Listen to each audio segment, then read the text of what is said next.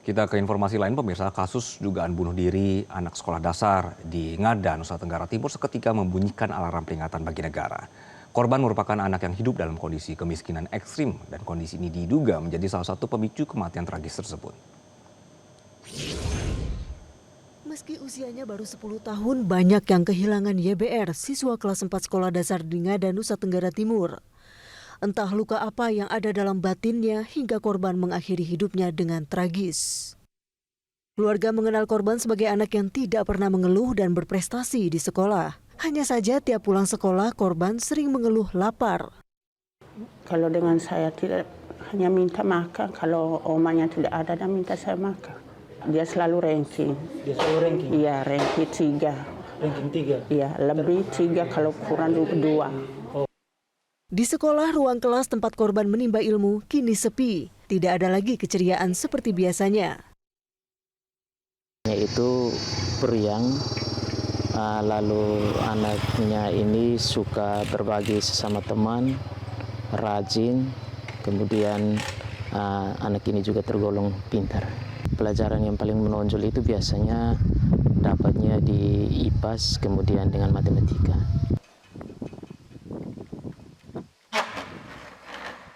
Setiap waktu istirahat, korban selalu mengunjungi perpustakaan meski jauh dari kata layak demi bisa membaca buku cerita anak. Dia itu setiap kali istirahat selalu saja ke ruang perpustakaan untuk baca buku. Oh, baca buku. Dia selalu sempatkan diri ke perpustakaan. Oh, ya. Dari pagi sampai siang, kalau ada misalnya ada waktu kosong di kelas, pasti ke perpustakaan untuk baca buku. Buku apa yang dia senang baca? Buku cerita. Buku cerita. Gubernur Nusa Tenggara Timur merasa tertampar bahkan mengaku gagal hingga muncul kasus kematian tragis siswa SD di Kabupaten Ngada ini. Ini sangat menampar kami, Mbak Sylvia. Saya tidak pernah menyangka bahwa di NTT akhirnya ada peristiwa ini.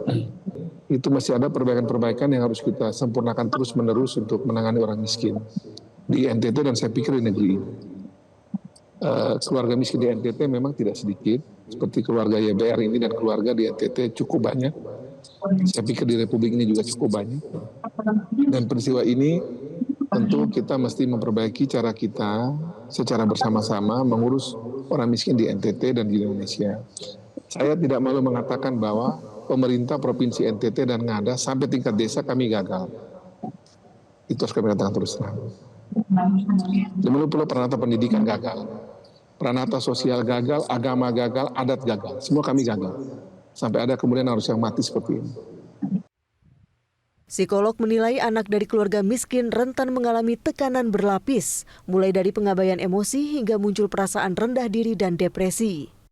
Seseorang yang memang mungkin sedang mengalami tekanan dalam hidupnya, ini memang terjadi, khususnya di daerah-daerah atau dari keluarga miskin, di mana kita tahu tekanan kemiskinan itu membuat anak mengalami tekanan yang berlapis, pengabaian akan emosi, kemudian kurangnya bantuan atau akses bantuan secara emosional, apa yang dihadapi itu juga sulit sekali. Belum lagi dia ada rendah diri dan merasa tidak ada masa depan. Nah, ini yang membuat seorang anak menjadi depresi yang akhirnya mungkin merasa kalau dia hilang dari dunia ini itu akan mengurangi beban keluarga atau akan lebih bahagia hidupnya. Nah, crying for help di fase anak ini justru harus dipahami oleh lingkungan dan keluarga sebenarnya. Namun khususnya di keluarga-keluarga miskin ini akan terabaikan karena prioritasnya mungkin juga berbeda. Mungkin basic needs-nya, kelaparan, pemenuhan kebutuhan dasar hidup itu yang justru akan lebih diperhatikan. Korban diketahui telah ditinggalkan sang ayah sejak dalam kandungan.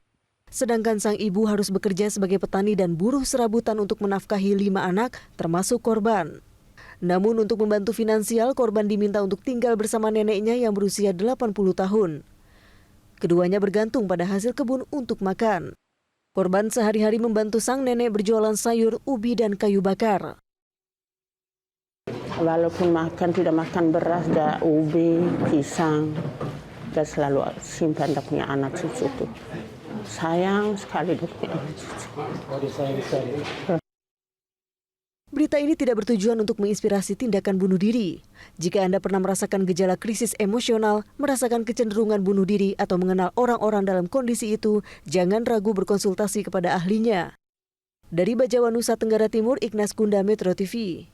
Jelajahi cara baru mendapatkan informasi. Download Metro TV Extend sekarang.